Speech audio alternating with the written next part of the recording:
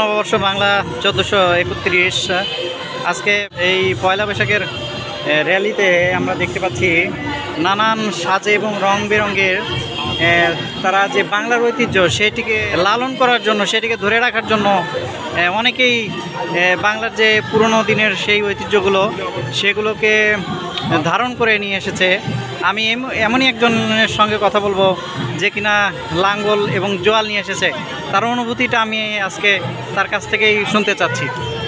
আসসালামু আলাইকুম সবাইকে, বাংলা শুভ নববর্ষের সবাইকে শুভেচ্ছা। এই যে লাঙলটি এবং জোয়াল এক্সেট্রা জিনিসপাতি যেগুলো আছে আমাদের পুরাতন ঐতিহ্য, এগুলো হচ্ছে আমাদের বাংলাদেশের অন্যতম একটা সম্পদ। বলতে গেলে কি এগুলো কৃষি সম্পদের অন্তর্ভুক্ত, কিন্তু তবে এগুলো এক প্রকার স্মৃতিও। তবে যুগ পরিবর্তনের সাথে সাথে এগুলো প্রায় বিলুপ্ত হয়ে যাচ্ছে, কারণ এখন আমাদের বিভিন্ন ধরনের আধুনিক যন্ত্রপাতি ব্যবহার হয়। কিন্তু তবে আমরা যদি এগুলো জিনিসকে সংরক্ষণ করে রাখতে পারি, পরবর্তী প্রজন্মের জন্য তা দেখাতে পারি, তবে তা শিক্ষণীয় হবে বটে, তার থেকেও বেশি হবে কি তা আকর্ষণীয়, কারণ এটি আমাদের ঐতিহ্যের একটি অংশ। এবং আমি যে বর্তমানে কৃষক সেজেছি তার একটিমাত্র উদ্দেশ্য হচ্ছে যে দেখানো যে কোনো পেশাই এবং